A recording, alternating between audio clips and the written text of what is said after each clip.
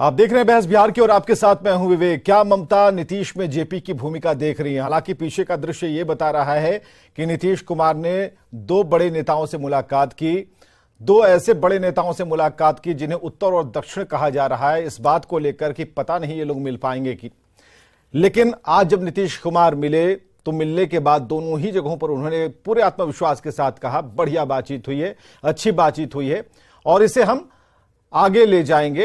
लेकिन साथ ही साथ लखनऊ में उन्होंने अखिलेश के सामने ये कहा, जो वो कहते भी आए हैं कि हमारी जो भूमिका है सबको मिलाने की होगी। दो तस्वीरें हम आपको दिखा रहे हैं। लखनऊ में नीतीश अखिलेश की मुलाकात हुई, वहीं कोलकाता में नीतीश और ममता बनर्जी की मुलाकात हुई। सभी सहमत दिखे दोनों ही नेता। खासकर ममता बनर्जी ने शुरू में ही कहा कि बीजेपी के समक्ष बीजेपी को हराने के लिए बिल्कुल हम साथ हैं, और यही बात अखिलेश ने कही।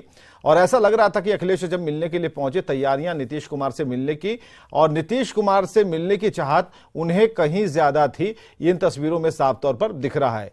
तो अब नीतीश में जेपी की भूमिका वाली बात ममता बनर्जी ने कही। इसी सवाल को लखनऊ में हमारे सहयोगियों ने पूछा भी, लेकिन उन्होंने कहा कि हम जेपी के रास्ते पर चलने वाले, जेपी के अनुयायी हैं, ये बातें वो कह के चलते बने। लेकिन सवाल यह है कि ममता बनर्जी ने आखिर नीतीश के चेहरे के भीतर कौन सी ऐसी भूमिका देखी जो उन्होंने सीधे कहा कि बिल्कुल जेपी के रास्ते पर नीतीश कुमार चल रहे हैं। तो चलिए इस डिबेट को शुरू करने से पहले आज के तगड़े 3 बयान हम आपको सुनाने और दिखाने जा रहे हैं। नीतीश जी को यही रिक्वेस्ट किया है कि नीतीश जी देखिए, जयप्रकाश जी का जब मूवमेंट हुआ था बिहार से हुआ था। अगर हम बिहार में और पार्टी मिलके मीटिंग करें, एक पहले घरवा मीटिंग, उसका बाद में तैयार करें, बाद में कहाँ जाना है कहाँ नहीं जाना है, क्या मैनिफेस्टो है, वो सब बाद में बताएंगे। लेकिन पहले एक साथ में एक मैसेज कर देना है कि हम लोग सब एक साथ में है। हमारा तो हम तो पहले से आप लोगों को कह चुका कि हमारा इसमें कोई ऐतराज नहीं है। हम चाहते हैं बीजेपी जीरो बन जाए, बहुत बड़ा हीरो बन गया कोई कुछ नहीं करके। तो जीरो चाहती हैं, इनकी इच्छा है ममता बनर्जी की कि बीजेपी जीरो हो जाए। अब इसके बाद अखिलेश ने क्या कहा ये भी आपको हम दिखा रहे हैं। लोकतंत्र पर संकट है। लोकतंत्र को बचाने के लिए, संविधान को बचाने के लिए भारतीय जनता पार्टी की लगातार गलत आर्थिक नीतियों के कारण किसान, गरीब मजदूर तकलीफ और परेशानी में है, संकट में है। महंगाई चरम सीमा पर है, बेरोजगारी चरम सीमा पर है, और इस भारतीय जनता पार्टी को हटाने में हम आप लोगों के साथ हैं। भारतीय जनता पार्टी हटे, देश बचे, उस अभियान में हम लोग आपके साथ हैं। सब लोग ज्यादा से ज्यादा पार्टियों की राय एक हो जाए देश को आगे बढ़ाने के लिए, और जो कुछ भी यहाँ शासन कर रहे हैं कोई काम नहीं हो रहा है, सिर्फ प्रचार प्रसार हो रहा है। तो वैसी स्थिति में अधिक से अधिक पार्टियों के साथ बातचीत चल रही है, और उसी सिलसिले में आज हम लोग भी बैठ करके बातचीत किए हैं। और जैसा इन्होंने कहा, हम लोगों ने तय किया है कि ज्यादा से ज्यादा पार्टियों को देश में हम लोग एकजुट करें और मिल करके सब लोग काम करेंगे, ताकि यह देश आगे बढ़े, बीजेपी से मुक्ति मिले पूरे देश को। चलिए, इस देश को मुक्ति मिलेगी नहीं या बीजेपी से, लेकिन इतना जरूर है कि जो अन्य पार्टियां हैं बीजेपी छोड़कर जो उनसे लड़ने का मादा रखती है, ऐसा सोच रखती हैं, उनका यह कहना है कि हमें मुक्ति चाहिए, बीजेपी हमें नहीं चाहिए, और इसके लिए सभी एक प्लेटफॉर्म पर आए। ममता बनर्जी के उस बयान को ही कोट करते हुए इस डिबेट को हम शुरू करते हैं। और मनजीत सिंह प्रवक्ता आज हमारे साथ जेडीयू से हैं, स्वागत है मनजीत सिंह। मनीष पांडे जी का स्वागत करेंगे, प्रवक्ता बीजेपी से हैं। कुंतल कृष्णा प्रवक्ता कांग्रेस से, डॉक्टर संजय कुमार राजनीतिक विश्लेषक हमारे साथ मौजूद हैं। तो शुरू करते हैं आज। और मनजीत सिंह जी, आज ममता बनर्जी ने जो कहा, तो एक त्याग, जहां जेपी का नाम लेते हैं वहां एक त्याग दिखता है कि जेपी के मूवमेंट को याद किया जा रहा है, उस जमीन को याद किया जा रहा है जहां से आंदोलन की शुरुआत हुई। तो आज की तारीख में जेपी का नाम किस संदर्भ में ममता बनर्जी ने लिया, आपसे बेहतर कोई नहीं समझा सकता, इसलिए शुरुआत आपसे करते हैं। क्या मतलब, क्या लबो-लुआब, और इस बयान के बाद क्या कुछ चल रहा है दिमाग में? देखिए विवेक जी, जब समता पार्टी की स्थापना हुई और शुरुआत दौर से आदरणीय नीतीश कुमार जी जयप्रकाश नारायण के विचारधारे वाली पार्टी उन्होंने बनाई, लोहिया जी के विचारधारे वाली पार्टी उन्होंने बनाया, गांधी और जेपी के विचारधारे की पार्टी नीतीश कुमार जी ने बनाया है। और उसी विचारधारा को लेकर वह बिहार से लेकर देश की उन्होंने राजनीति की है और सकारात्मक सोच की राजनीति की है, और जिसके कारण वह लंबे समय से देश के केंद्रीय मंत्री के रूप में कई विभागों को उन्होंने संभाला है और राज्य के मुख्यमंत्री के रूप में उन्होंने अपने उत्तरदायित्व का आज तक निर्वहन वह करते चले आए हैं। जो जयप्रकाश नारायण की भूमिका थी, वही भूमिका देश की राजनीति में अब जरूरत है, क्योंकि देश की सरकार अहंकारी सरकार हो गई है, अत्याचारी सरकार हो गई है। जिस सरकार की कोई विचारधारा नहीं है, उसी विचारधारा वाली बात को लेकर ममता बनर्जी जी ने आज कहा कि बिहार में जो जेपी मूवमेंट हुआ था, उसी जेपी मूवमेंट जो बिहार में हुई थी, नीतीश कुमार के नेतृत्व में बिहार में एक बैठक हो पूरे विपक्षी दल को और देश की सरकार को उखाड़ फेंकने का एक संकल्प जो जेपी ने लिया था, उसी तरह का संकल्प जो है नीतीश कुमार के नेतृत्व में बिहार में सारे विपक्ष के दल एक साथ बैठकर वह निर्णय लें ताकि देश की सरकार को 2024 में हम लोग उखाड़ फेंके। चलिए, मनीष पांडे जी प्रवक्ता बीजेपी से हमारे साथ हैं। यह संकल्प लिया जा रहा मनीष पांडे जी, और जेपी के तौर पर देखा जा रहा है कि भाई वहीं से मूवमेंट शुरू हुआ, और जिस तरीके से नीतीश कुमार हर जगह जाकर हर प्लेटफॉर्म पे एक ही चीज बोलते हैं कि हमें कुछ नहीं चाहिए, हम तो बस मिलाने आए हैं, तो ये जो बात है ये जेपी से मिलती जुलती है, इसलिए हमें भी लग रहा है कि यहाँ जेपी की भूमिका में है। लेकिन आपको क्या लगता है, आपकी पार्टी के नजरिए से क्या इसे हम देखना चाहेंगे? देखिए, ऐसा है विवेक जी कि अभी मंजीत भाई ने बड़ा अच्छा चलते चलते बात कह दिया समता पार्टी की स्थापना की क्या आवश्यकता थी उस पर, और गांधी और जेपी के विचारों से ओतप्रोत सवाल उठता है। बिहार की जनता समझती है इन बातों को कि क्या यह प्रासंगिकता आज की तारीख में है जिन विचारों के साथ समता पार्टी की स्थापना हुई थी। सबसे पहला तो प्रश्न चिन्ह यहीं पे खड़ा होता है। दूसरी बात, मैं यह बात बिल्कुल कतई नहीं करूंगा विवेक जी कि मेढक को एक तराजू पे नहीं तौला जाता, मैं ये बात हरगिज नहीं करूंगा। लेकिन इस देश ने 74 से लेकर उसके बाद जब जब संयुक्त मोर्चा बना हो या और अन्य जब भी एकजुटता की बात आई है तो उसका हश्र इस देश ने देखा है। और अखिलेश जी की बात सुन रहा था, ममता बनर्जी जीरो करने की बात कह रही हैं, इनकी आखिर पीड़ा क्या है? सबसे बड़ी बात यह है विवेक जी, लोकतंत्र खतरे में क्यों पड़ा हुआ है? सबसे बड़ी बात यह है, देखिए सारी पार्टियां, मैं बार बार कहता हूं कि अगर ईडी सीबीआई से इतना डर लगने लगा है, अगर भ्रष्टाचार की पराकाष्ठा इतनी बढ़ गई है, देखिए आप एक तरफ से सारे राज्यों को अगर देखेंगे, बंगाल की ही बात करते हैं, कभी हमने कल्पना किया था क्या कि वामपंथी कांग्रेस और कांग्रेस थी तो ममता जी तो बाद में आई, लेकिन कांग्रेस और वामपंथी एक मंच पर आएंगे? भाई नीतीश जी ने कहा कि ये इतिहास बदलने के चक्कर में लगे हैं। अरे वाकई में नीतीश जी भारत का इतिहास बदल रहा है। समाजवादी कांग्रेस के साथ जिन मूल्यों को लेकर, जिन आदर्शों को लेकर जेपी ने 74 का आंदोलन किया, कांग्रेस के खिलाफ, उसके अत्याचार के खिलाफ, अराजकता के खिलाफ, आप आज उसकी गोद में बैठकर कह रहे हैं कि जेपी जैसा हम आंदोलन करेंगे। जंगल राज की गोद में बैठकर आप कह रहे हैं कि हम जेपी जैसा आंदोलन करेंगे, केंद्र सरकार के खिलाफ लड़ेंगे। दिवा स्वप्न से ज्यादा कुछ भी नहीं है।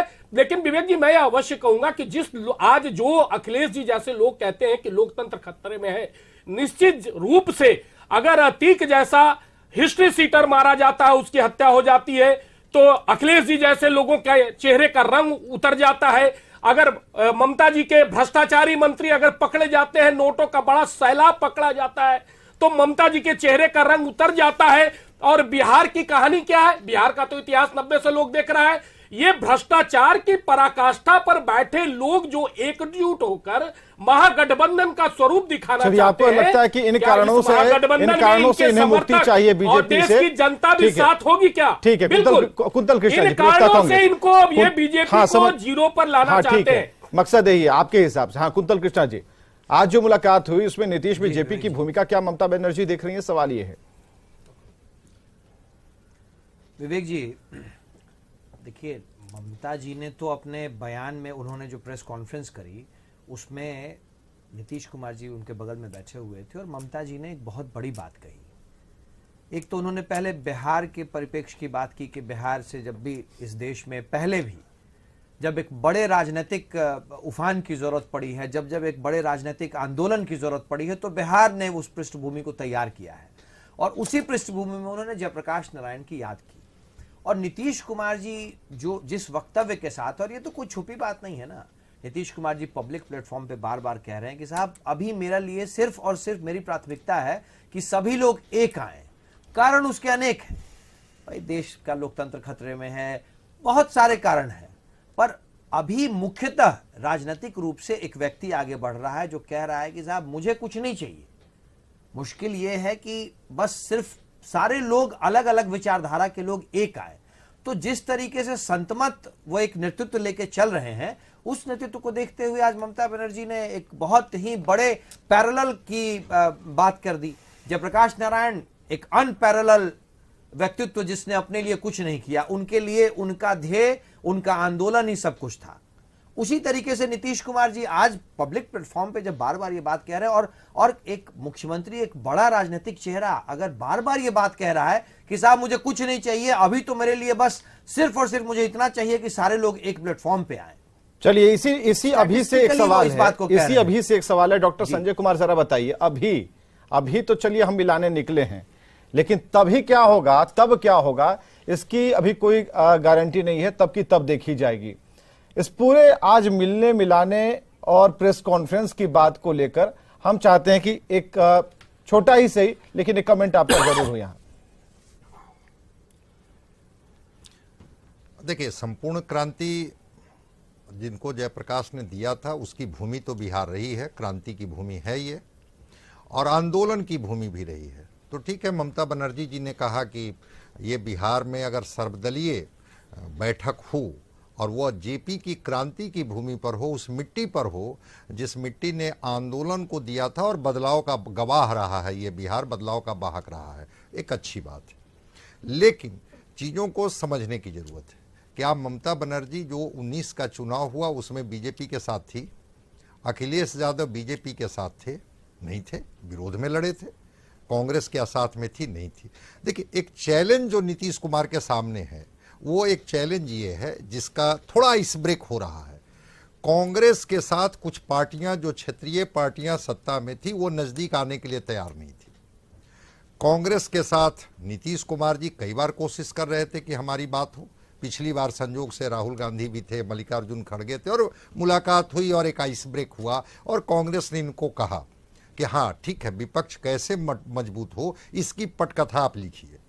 तो कांग्रेस तो ठीक है, कांग्रेस की तरफ से इनको ग्रीन सिग्नल मिल गया, लेकिन जो कांग्रेस से इतर जो पार्टियां थी जो आमने सामने लड़ती थी विचारधारा के स्तर पर या उनके अपने अस्तित्व के सवाल पर या क्षेत्रीयता के सवाल पर, चाहे वो ममता बनर्जी हो, चाहे अखिलेश यादव हो, उड़ीसा में नवीन पटनायक हो, केसीआर हो, स्टालिन हो, जो भी हो जिनका कांग्रेस के साथ सीधे आर पार रहा है, उस भूमिका में नीतीश कुमार जी ने आज पहल की है, जिसमें उनकी मुलाकात ममता बनर्जी से हुई और ममता अरविंद केजरीवाल का इशारा पहले मिल गया था कि हाँ ठीक है, अगर एक गठबंधन बनता है जिसमें कांग्रेस भी साथ होती है। कुछ दिन पहले तक तो यही चल रहा था कि नहीं, हम भाजपा के साथ भी नहीं जाएंगे, कांग्रेस के साथ भी नहीं जाएंगे, एक थर्ड फ्रंट की कवायद की जाए। नीतीश कुमार ने कहा था कि नहीं, हम थर्ड फ्रंट क्यों, हम मेन फ्रंट होंगे। तो कांग्रेस और बाकी जो समाजवादी विचारधारा हो या उनकी विचारधारा वामपंथी हो, अगर सारे विचारधारा के लोग अगर एक साथ आने के लिए तैयार हैं और उस कोऑर्डिनेशन में नीतीश कुमार जी अगर भूमिका अदा करते हैं, तो मैं समझता हूं कि एक बड़ा चैलेंजिंग टास्क होगा। देखिए, जेपी से तुलना तो बिल्कुल अलग पार्ट है। जेपी ने सत्ता को कभी चिमटा से भी नहीं छुआ, इसलिए जेपी का व्यक्तित्व को छोड़ दीजिए। हाँ, जेपी की ये भूमि है और उस भूमि, वो विरासत अगर हमारी है, नीतीश कुमार अगर उस विरासत के वारिस हैं, इससे कोई कैसे इनकार कर सकता है? कोई पार्टी कैसे इनकार कर सकती है? बिहार की मिट्टी अगर क्रांति की भूमि है तो ये इससे कैसे इनकार किया जा सकता है? लेकिन एक चैलेंजिंग टास्क इनके सामने है कि क्या कांग्रेस से इतर जो पार्टियां जो विचारधारा के स्तर पर अलग रहती थी उनको और कांग्रेस को क्या साथ लाने में नीतीश कुमार जी महत्वपूर्ण भूमिका निभाएंगे? सर, एक सवाल यहाँ पर मनीष पांडे ने सवाल और यहाँ पर कोट किया था कि अभी तक का इतिहास रहा है जब पार्टियों को, अन्य पार्टियों को, सभी अलग क्षेत्रीय दलों को सबको मिला करके एक चलाया जाता है तो फिर उसमें कूदफांद काफी होती है और उसे सहयोग कर रखना ठीक है, अभी तो मिला देंगे लेकिन फिर बाद में क्या होगा इसकी कोई गारंटी नहीं है। तो ये इतिहास में ये चीजें हैं। तो जिस तरीके से मिलाया जा रहा है, जिस तरह से बातें होंगी, अब तो बिहार में आकर बात होने की पेशकश कर दी गई है कि भाई वहीं चलिए वहीं बात करते हैं। तो ये कितना सफल आपको दिखता है यहाँ पर इस समय में ये एक्सपेरिमेंट? नहीं, हो सकता है। हम ऐसा कुछ नहीं है कि इतिहास में जो चीज हुई उसमें नया इतिहास नहीं लिखा गया या जो अतीत में हुई वही घटना आगे भी होगी, मैं इससे सहमत नहीं हूं। चीजें बदलते रही हैं। कल तक बीजेपी कितनी संख्या में थी? 2 के एमपी इनके थे। आज बीजेपी सत्ता में है। यही कांग्रेस पार्टी जो आज हाशिए पर है, कभी 400 सीटें लाई थी इस देश में। तो ये तो जनता तय करती है ना कि किसका वर्तमान क्या होगा और भविष्य क्या होगा। ये कोई पार्टी कैसे तय कर देगी? मनीष पांडे कुछ कहना चाहते हैं? उदाहरण के द्वारा आप कर सकते हैं। हाँ सर, एक मिनट। मैं कहना चाह रहा था कि मैं भी कुंतल जी को सुन रहा था। उन्होंने कहा कि जेपी ने जो त्याग किया, उन्होंने सबको एकत्रित किया और कभी अपने साथ सत्ता नहीं लिया। ठीक उसके उलट नीतीश जी की जो छवि है बिहार में बच्चा बच्चा जानता है, जेपी से अगर उनकी इस छवि की तुलना कांग्रेस कर रही है तो मुझे लगता है कि सत्ता को बहुत अच्छे तरीके से चिपकने का जो रिकॉर्ड नीतीश जी ने बनाया है उससे जेपी की तुलना करके मुझे लगता है जेपी का उपहास उड़ाना ही है। अगर इस सत्ता और जेपी और नीतीश जी और सत्ता का अगर तालमेल बिठाया जाए, उसका उदाहरण दिया जाए तो मुझे लगता है विवेक जी निश्चित रूप से जेपी का उपहास है। इससे बड़ा कुछ नहीं है। ठीक है, जवाब एक और बात है, एक और बात है। हाँ। मैं बोलना चाह रहा था। हाँ, सुन लीजिए विवेक जी। हाँ। देखिए, एक पुरानी कहावत है कि सावन के अंधे को हर चीज हरा हरा ही नजर आता है। मेरी कही हुई बात को मेरे भाजपा के साथी मनीष जी अपने हिसाब से ही देखने की बात कर रहे हैं। आपके टेलीविजन चैनल पे ही अभी प्रेस कॉन्फ्रेंस चल रही थी जिसमें नीतीश कुमार जी ने पब्लिकली, प्रेस कॉन्फ्रेंस एक पब्लिक फोरम की चीज है और पहली बार नहीं, बारंबार वो कह रहे हैं कि साहब मुझे कुछ नहीं चाहिए, मैं किसी पद का दावेदार नहीं हूं। अभी मेरे लिए सिर्फ इतना महत्वपूर्ण है कि सभी लोग, जैसे संजय कुमार जी ने बात कही कि साहब अभी महत्वपूर्ण ये है कि सारे लोग, गैर भाजपाई सारे राजनीतिक दल एक प्लेटफॉर्म पे आए। बड़ा साइंटिफिक कारण है इसका। 2019 में जब भारतीय जनता पार्टी अपनी चरम पे थी और एनडीए जिसमें कि जेडीयू, शिवसेना, शिरोमणि अकाली दल, सारे लोग, मैं वही पॉइंट पे आ रहा हूं, सारे लोग शामिल थे तो भी 45% वोट पाए थे ये लोग। भारतीय जनता पार्टी इन सब के साथ 37-37.5% वोट पाई थी। तो जब वोटों की बात हो रही है, जब चुनाव की बात हो रही है, तो नीतीश कुमार जी की कवायद इसी बात की है कि साहब किसी भी तरीके से इस देश में जिन लोगों के कारण लोकतंत्र खतरे में है उन्हें हटाना है। तो हटाने का भाई चुनाव ही प्रक्रिया है ना। इस देश में लोकतंत्र है, लोकतांत्रिक प्रक्रिया में चुनाव ही प्रक्रिया है। मनीष जी में रखते हुए आखिरी मिलेंगे। नीतीश कुमार जी की ये कोशिश है। मंजीत सिंह 40 सेकंड है सर। हाँ, 40 सेकंड मंजीत जी, 40 सेकंड। विवेक जी, जिस नीतीश कुमार जी के विपक्षी एकता के मुहिम को ये भारतीय जनता पार्टी के लोग हास्य रूप में लेते थे, आज भारतीय जनता पार्टी के लोग हताशा की स्थिति में हैं। और लगातार आप देख रहे हैं, राहुल गांधी से लेकर खड़गे साहब से लेकर सीपीआई से लेकर सीपीएमएल से लेकर दिल्ली के मुख्यमंत्री केजरीवाल साहब से लेकर फिर ममता बनर्जी से आज सफलतापूर्वक बात हुई, समाजवादी पार्टी के नेता अखिलेश यादव से बात हुई।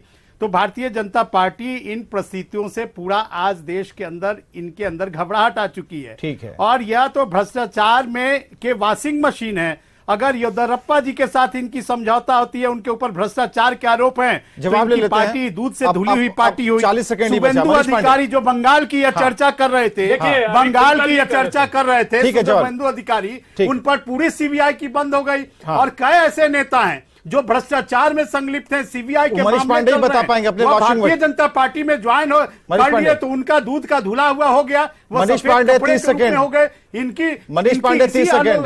लोकतांत्रिक प्रक्रिया का तो हम लोग विरोध कर रहे थे, इसी लोकतांत्रिक प्रक्रिया का तो हम लोग विरोध कर रहे हैं। या संविधान को खत्म करने वाले लोग हैं, या लोकतंत्र की हत्या करने वाले लोग हैं। क्या बात करेंगे? हरा ही दिखता है तो ये चीज तो कांग्रेस और महागठबंधन पे भी लागू होता है। जहां तक ये करे कि भाजपा हताश और निराश है, तो हमें तो इस बात का गर्व है ना न्यूज 18 के इस डिबेट पर कि आज देश का सारा विपक्ष सिर्फ इस बात के लिए एक हो रहा है कि भारतीय जनता पार्टी को जीरो पर आउट करना है। सत्ता के लिए तो हमारी सत्ता में चलिए, इस बीच एक बड़ी खबर आ गई। बहुत बहुत शुक्रिया आप सभी का डिबेट में आने के लिए। और एक बड़ी खबर है कि आनंद मोहन की रिहाई का रास्ता साफ हो गया है। खबर यह है कि विधि विभाग ने नोटिफिकेशन जारी कर दिया। एक बड़ी खबर हम आपको बता रहे हैं, आनंद मोहन की रिहाई का रास्ता साफ हुआ है। विधि विभाग ने नोटिफिकेशन जारी किया और बेटी की सगाई के दिन सरकार का तोहफा। जी हां, आज आनंद मोहन के बेटे की सगाई है और अभी 15 दिन के पैरोल पर वो बाहर हैं। आनंद मोहन कागजी प्रक्रिया के बाद स्थायी तौर पर जेल से बाहर आ जाएंगे। ये बड़ी खबर, अच्छी खबर आनंद मोहन के लिए, जिनकी रिहाई का रास्ता साफ हो गया है और विधि विभाग ने नोटिफिकेशन जारी किया है। और चलिए, खबरें लगातार जारी हैं, बने रहिए हमारे साथ।